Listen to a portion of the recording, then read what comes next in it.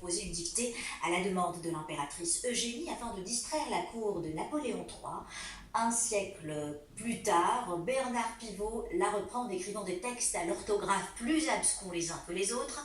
Ce jeu très instructif a ses adeptes au Maroc. Au lycée Lyautey à Casablanca, près de 350 personnes de tout le Maroc, les plus à cheval sur l'imparfait du subjonctif et les propositions juxtaposées, ont pris part à cette compétition. Hicham Bahlaouen, Nazma Maoudia, Rita Saha.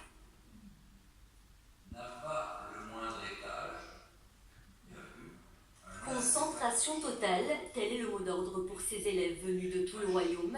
Sélectionnés parmi près de 4500 candidats, ils sont les grands finalistes de la dictée en langue française et passent l'ultime étape de cette compétition nationale. Pour moi, la dictée nous aide beaucoup et nous encourage pour le mieux. C'est un art qui se base sur la pratique, la lecture tous les jours, des histoires. Place à présent à la correction, c'est dans cette salle d'un grand lycée français casablancais que l'équipe d'organisation va éplucher près de 350 copies, un exercice que certains exécutent avec plaisir et rigueur depuis plusieurs années.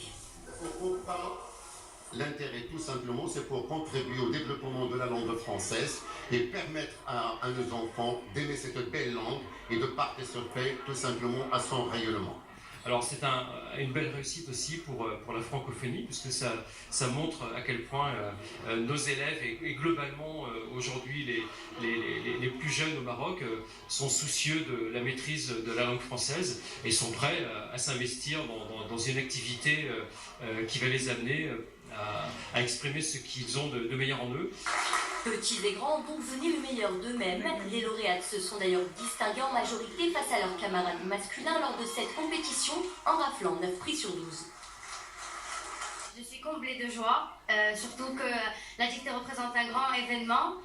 Et je pense que le secret pour réussir, c'est tout simplement la lecture. 3 prix ont été décernés dans 4 catégories, les minimes, les cadets, les juniors et les seniors. Quel que soit leur âge, ces amoureux de la langue de Molière ont mis en lumière leur savoir et leur capacité en pleine semaine de la francophonie. Des génies de l'écriture qui auront marqué cette 15e édition de la grande dictée à la pointe de leur stylo.